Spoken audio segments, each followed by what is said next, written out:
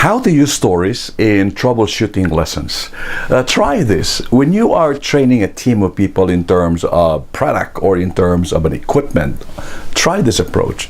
The first method would be to show them a lecture, to show them a video of how the product would fall and where the product would apply. At the same time, show them another video or ask them a question in terms of what are the most common problems the feature of the product would impact a customer, a client, or a user.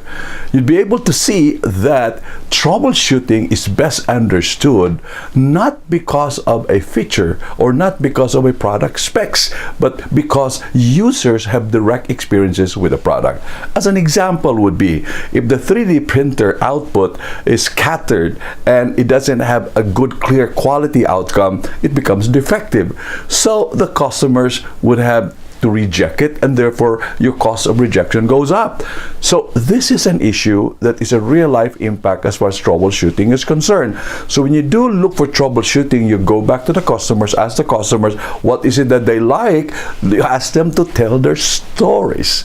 Another example might be if you're selling a power supply equipment and the power supply equipment keeps on being shipped back to your factory because the customer complains it's bad.